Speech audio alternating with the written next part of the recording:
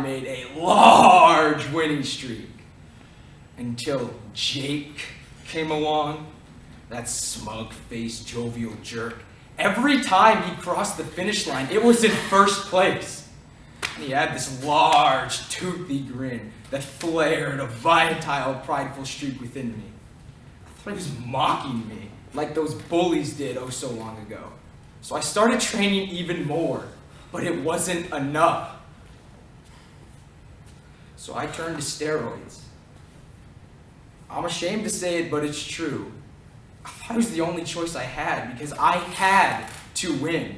I had to keep the promise I made to myself.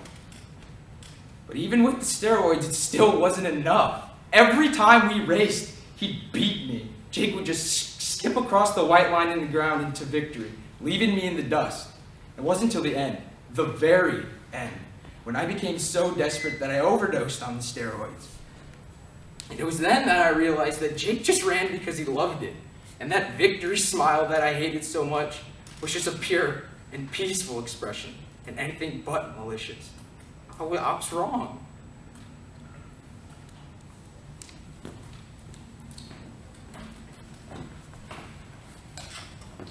Well, guess I'm next.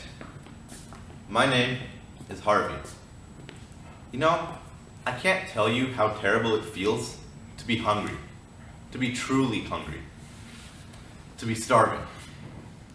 I'd go for weeks without food sometimes, my only substance coming from dumpster scraps. On lucky days, I'd find nonchalantly used bags of leftovers, and I'd feast like a king. At this point in my life, my ribs were protruding, and I had a sharp, constant pain in my stomach. This served as a reminder to me, a reminder that I was nothing but a poor orphan, unloved and unwanted. Well, I guess hunger pangs for satisfaction, so I began to climb the corporate ladder. I guess you could say I had humble beginnings, but they meant nothing to me.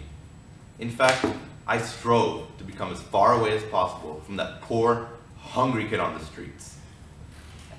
You know, I gotta tell you, the more money I made, the happier I became. I could live the high life, drive fancy cars, wear designer clothes, and I could eat at 5-star restaurants.